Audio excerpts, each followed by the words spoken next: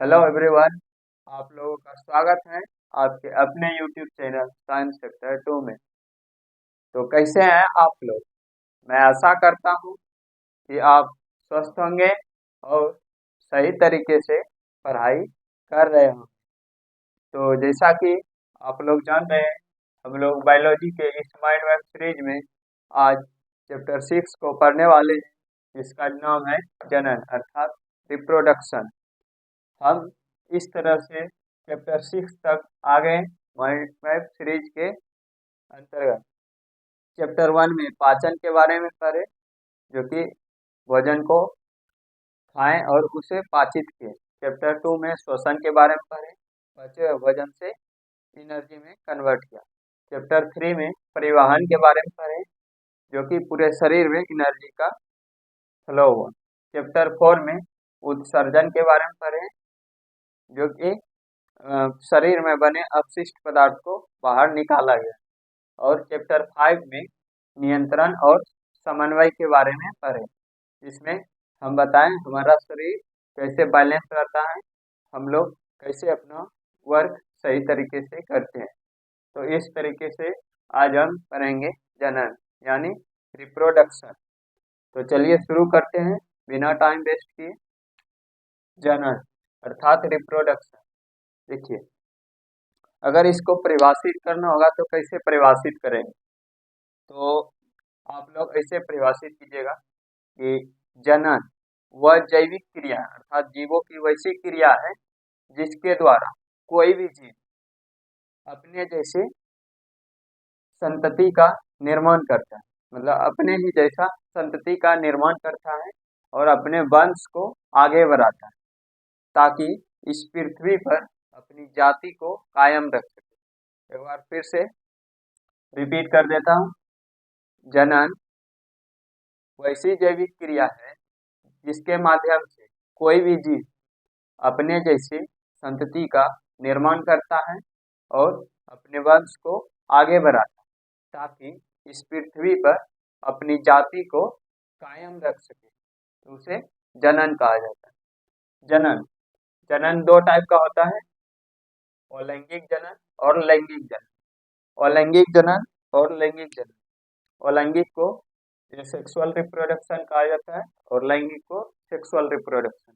अब देखिए, अलैंगिक और लैंगिक में कई बार अंतर पूछ लेता है 2 नंबर के क्वेश्चन में। तो बता दूं, अलैंगिक जो होता है सिंगल पेरेंट से होता है, अर्थात एक ही पेरेंट से संतति का निर्माण होता है। इसमें युग्मक का निर्माण नहीं होता है, जबकि लैंगिक में युग्मक का निर्माण होता है और उसका संलयन होता है।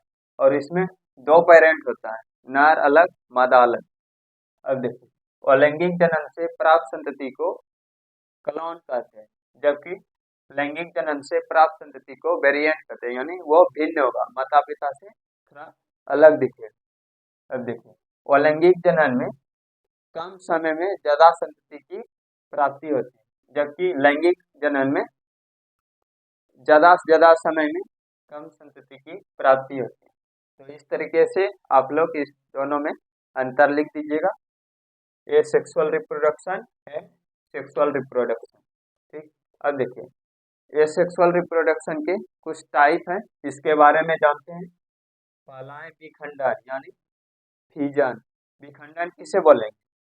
यानी अलैंगिक जनन का वैसा प्रकार जिसमें कोई भी जीव 2 या 2 से अधिक भागों में बढ़कर अपना संतति बना ले, उसे विखंडन कहते हैं। जैसे अमीबा, अमीबा 2 या 2 से अधिक भागों में टूटकर अपना अलग अलग संतति बना लेते हैं।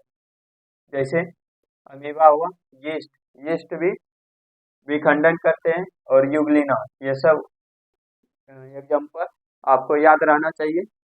अब देखिए, आपको बता दें, एक कोशिकीय जितना भी जीव है यानी यूनिसेलुलर, एक कोशिकीय जीव कभी मरता नहीं है, वो सिर्फ डिवाइड कर जाता है, यानी वो रिप्रोडक्शन के माध्यम से 1 से 2 भाग में बढ़ जाता है, तो ये मरता नहीं है। ठीक, अब अगला है अलैंगिक जनन का प्रकार मुकुलन, जिसे बडिंग कहा जाता है। मुकुलन, मुकुलन को कैसे परिभाषित करेंगे?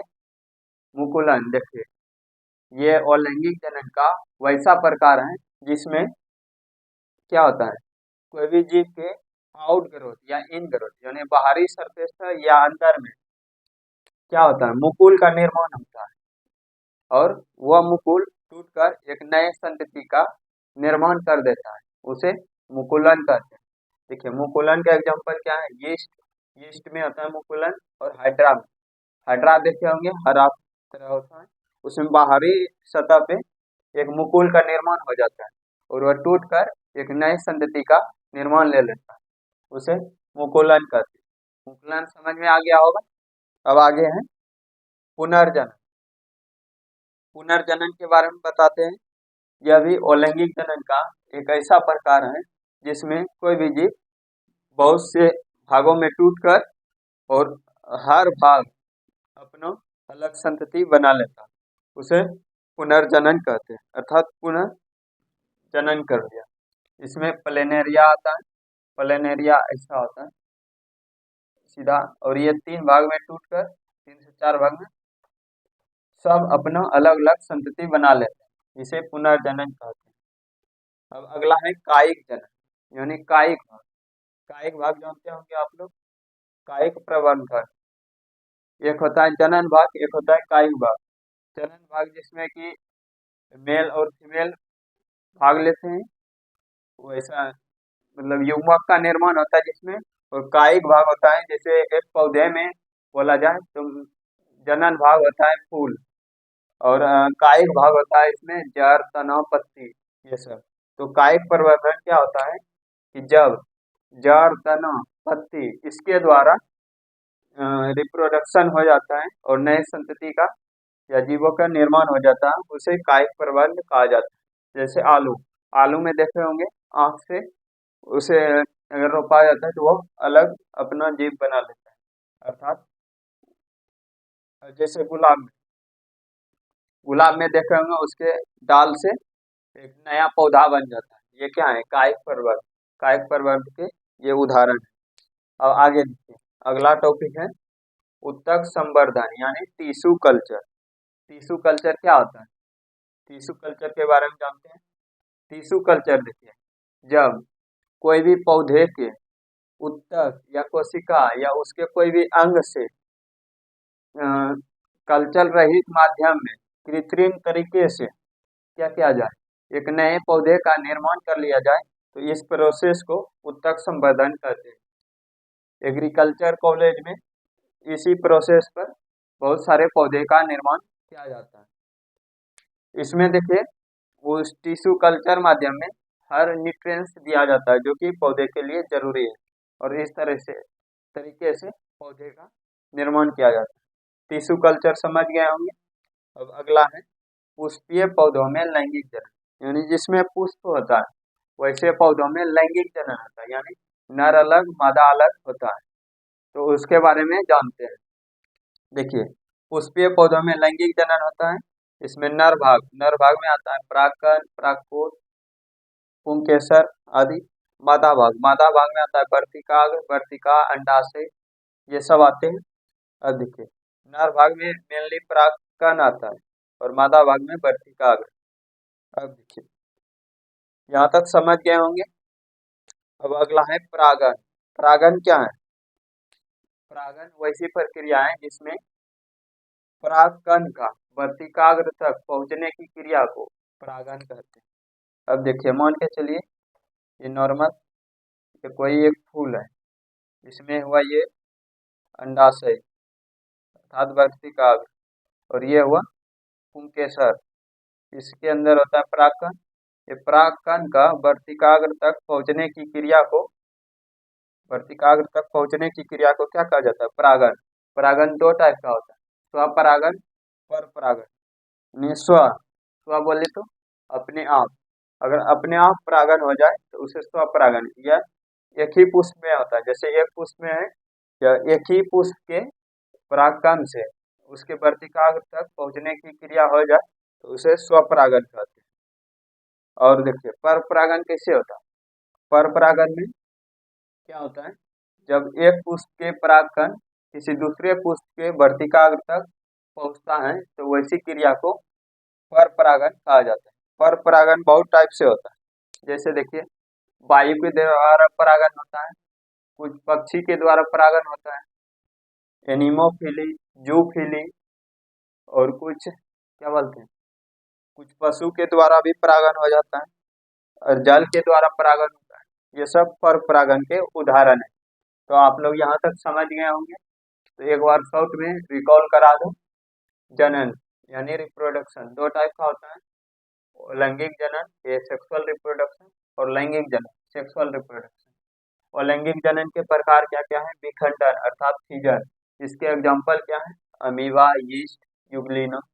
मुकुलन अर्थात बड़ी, इसके एग्जाम्पल है यीस्ट, हाइड्रा आदि। पुनर्जनन फ्रेगमेंटेशन, इसका एग्जाम्पल है प्लेनेरिया।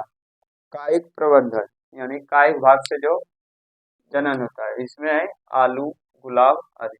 ऊतक संवर्धन यानी टिश्यू कल्चर, यानी कोशिका ऊतक या पौधे के किसी भाग से कल्चर माध्यम में नए पौधे का विकास करना टिश्यू कल्चर कहलाता है। अब देखिए अगला है पुष्पीय पौधों में लैंगिक जनन। पुष्पीय पौधे में दो भाग से होता है, नर भाग और मादा भाग। नर भाग में आता है परागकण, जबकि मादा भाग में आता है वर्तिकाग्र। परागकण का वर्तिकाग्र तक पहुंचने की क्रिया को परागन कहा जाता है। परागन दो टाइप से होता है, स्वपरागन और पर परागन। स्वपरागन यानी अपने आप एक ही पुष्प के परागकण से वर्तिकाग्र तक पहुंचने की क्रिया को स्वपरागन कहें, और जब परागकण किसी दूसरे पुष्प के वर्तिकाग्र तक पहुंचता है उसे पर परागन कहते हैं। आशा है कि आप लोग को यहाँ तक समझ में आ गया होगा। तो आप स्पीड सही है ना, कि और नॉर्मल से चले? आशा है कि आप लोग समझ गए होंगे इतने स्पीड में, कोई खास स्पीड नहीं है, आप लोग आराम से समझ गए होंगे। अब आते हैं इधर, मानव में जनन कैसे होता है। मानव में जनन से पहले जान लेते हैं नर जनन और मादा जनन। नर जनन में देखिए क्या क्या आता है, वृषण आता है, और इसके बहुत सारे भाग हैं। ठीक, तो अभी उतना डिटेल में नहीं जाएंगे, जो जिससे क्वेश्चन बनता है और क्वेश्चन होने का संभावना है वो अभी हम बता देंगे। तो ठीक है, देखिए इसमें 15 से 16 साल के उम्र में इसमें पुरुषों में बाल्यावस्था से शुरू हो जाता है। इसमें बहुत सारे परिवर्तन आने शुरू हो जाते हैं, जैसे आवाज में परिवर्तन, और शरीर में बहुत सारे परिवर्तन होने लगते हैं पुरुषों। महिलाओं में इसी तरीके से बहुत सारे परिवर्तन होने लगते हैं। अब देखिए लैंगिक जनन के बारे में जानते हैं। मानव का प्रजनन, मानव में क्या होता है? लैंगिक जनन यानी नर अलग और मादा अलग होता है। तो मानव में कैसा होता है? लैंगिक जनन यानी मानव एक स्तनधारी जीव है। स्तनधारी जीव किसे कहा जाता है? यानी वैसा जीव जो अपने बच्चे को जन्म देकर दूध पिलाता है, उसे स्तनधारी जीव कहा जाता है। तो मानव क्या है? एक स्तनधारी जीव है।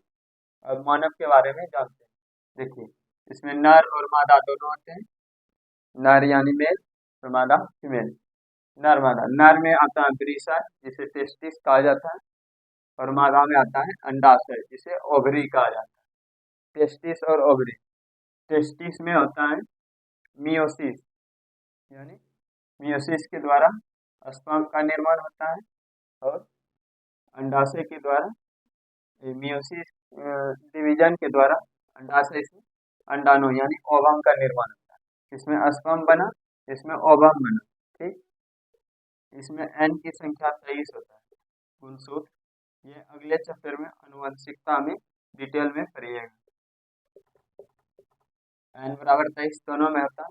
तो स्पर्म का ओवम से मिलना कोपुलेशन कहलाता है। स्पर्म का ओवम से मिलना कोपुलेशन कहलाता है। अब देखिए स्पर्म और ओवम मिल गया, तो नर युग्मक का मादा युग्मक के साथ संलयन यानी मिलना क्या कहलाता है? निषेचन यानी फर्टिलाइजेशन। अब देखिए दोनों मिल गया, बनाया था युग्मनज, जिसे इंग्लिश में क्या कहा जाता है? जाइगोट। युग्मनज बनाया जो कि यूनिसेलुलर होता है, यानी एक कोशिकीय। स्पर्म मिला और ओवम, बनाया क्या? युग्मनज जो कि एक कोशिकीय होता है, यूनिसेलुलर। ठीक, अब देखिए एक कोशिकीय से युग्मनज से फिर भ्रूण बनाता है, जो कि बहुकोशिकीय होता है, यानी मल्टी सेलुलर। भ्रूण को इंग्लिश में एम्ब्रायो कहा जाता है। ह्यूमन से भ्रूण बनाया, भ्रूण से फिर बहुत सा प्रोसेस होता है, बहुकोशिकीय से 2 से 4, 4 से 8। अब देखिए एक एक कोशिका, ये क्या है, ह्यूमन एक कोशिकीय है। स्पर्म और ओवम मिलने से एक कोशिका से एक बेबी का निर्माण किससे हो जाता है, यहाँ भ्रूण भ्रूण बना है यानी एम्ब्रायो। उससे बहुत सारे प्रोसेस होते हैं, मोरूला, ब्लास्टूला, ये सब आप हायर क्लास में पढ़ेंगे। ठीक। अब देखिए भ्रूण से फिर क्या बनता है, बहुत सारे अंग बनता है। तो शरीर में सबसे पहले कौन सा अंग बनता है, सबसे पहले हृदय की गति देखी जाती है कोई भी बेबी भ्रूण से। तो भ्रूण का विकास कहाँ होता है, यूटेरस में यानी गर्भाशय में, मादा जनन तंत्र के गर्भाशय में भ्रूण का विकास होता है, ये आप याद रखिएगा। ठीक। अब इससे अंग जनन हुआ, बहुत सारे अंग बने और फाइनली बेबी का निर्माण हो गया यानी संतति, जिसे ऑफस्प्रिंग कहा जाता है। अब देखिए इसको बता देते हैं, मादा जनन तंत्र ऐसे होता है,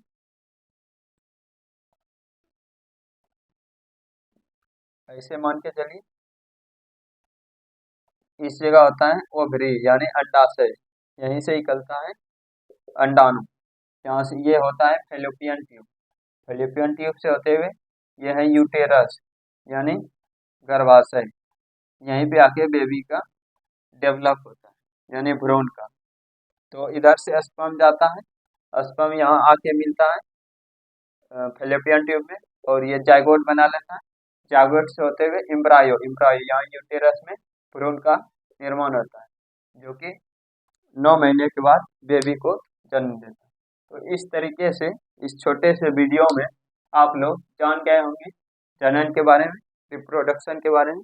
हम कम से कम समय में सारे टॉपिक कंप्लीट करने का प्रयास किए हैं, आप लोग को आशा है कि आराम से समझ में आ गया होगा। तो हम इससे रिलेटेड कुछ क्वेश्चन कर लेते हैं, तो 5 सेकेंड का टाइम लेते हैं, क्वेश्चन करते हैं। अब इससे रिलेटेड कुछ क्वेश्चन कर लेते हैं। चलिए चैप्टर 6 का फर्स्ट क्वेश्चन देखते हैं। लैंगिक जनन का क्या महत्व है, यानी नर अलग होता है और मादा अलग होता है, उसमें जो जनन होता है उसे लैंगिक जनन कहा है। तो इसका बोलता है क्या महत्व है। तो देखिए लैंगिक जनन में नर जनन और मादा जनन दोनों अलग अलग होता है, दोनों के संयोग से बेबी का जन्म होता है। तो इसमें अगर लिखना होगा तो आप इसे लिखेंगे, लैंगिक जनन का महत्व इम्पोर्टेंट है क्योंकि इसमें बेबी का विकास होता है और इसमें पेरेंट पेरेंट से यह भिन्न होता है और इसमें क्या होता है, युग्मक का निर्माण होता है और उसका संलयन होता है। और इसी टाइप से इसमें लैंगिक जनन का महत्व के बारे में लिखना। लैंगिक जनन लैंगिक जनन के बारे में इतना लिख दीजिएगा और इसके बारे में जो पढ़ाएं इसी टाइप से आप लोग समझ के लिख देना। लैंगिक जनन यानी नर और मादा के संलयन से जो बेबी का निर्माण होता है उसे लैंगिक जनन कहते हैं। इसका महत्व बहुत है, जैसे कि इससे नर और मादा दोनों से भिन्न होता है बेबी और इसमें ज़्यादा समय में बेबी का डेवलप होता है और इसमें युग्मक का निर्माण होता है। इसी टाइप से इसमें लिख दीजिएगा। ठीक। अब अगला क्वेश्चन है, अलैंगिक जनन की मुख्य विशेषता बताएं। अलैंगिक जनन जिसमें एक पेरेंट इन्वॉल्व होते हैं यानी एक ही पेरेंट से संतति का निर्माण होता है। अलैंगिक जनन में क्या लिखिएगा, इसमें ना युग्मक का निर्माण होता है ना संलयन होता है और इसमें कम समय में ज़्यादा से ज़्यादा बेबी का विकास होता है। और इसमें क्या लिखिएगा, इसमें क्या बोलते हैं, मियोसिस डिवीजन नहीं होता और इससे प्राप्त संतति को कलॉन कहते हैं। इसी टाइप से 2-3 पॉइंट लिख दीजिएगा और लैंगिक जनन के बारे में। अब तीसरा है, मानव मादा तंत्र का नामांकित चित्र बनाइए, यानी मादा जनन तंत्र का नामांकित चित्र बनाना। तो ये इम्पोर्टेंट है, आपको बता देते हैं इसे नॉर्मल इसे होता है।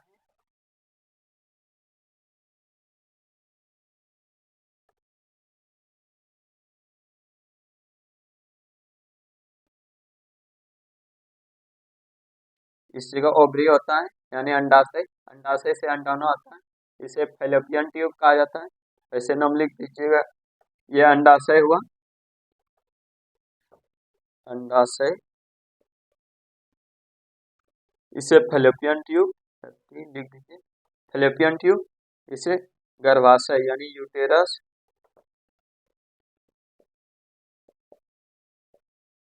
इसी तरह से ये भी फैलोपियन ट्यूब हुआ, ये अंडाशय, इसे वेजाइना कहा जाता है। इसी टाइप से नाम लिख के इसका सही से डायग्राम बना दीजिए, ये इम्पोर्टेंट। अब हर चैप्टर की तरह इस चैप्टर में भी एक क्वेश्चन आपको देते हैं अपने से सॉल्व करने के लिए, इसका आंसर हम कमेंट में बता देंगे, आप लोग इसका कमेंट में आंसर दीजिएगा कमेंट सेक्शन। तो क्वेश्चन है, यौन संचारित रोग हैं कौन कौन सा? एड्स जो कि HIV वायरस से होता है, गोनोरिया, सिफिलिस, सभी इनमें से कौन हो? आपको इसका आंसर कमेंट सेक्शन में देना है। अगर इस चैप्टर से कोई भी डाउट है या किसी तरह का कोई भी डाउट है तो आप कमेंट सेक्शन में पूछ सकते हैं, मैं उनका आंसर देने का प्रयास करूँगा।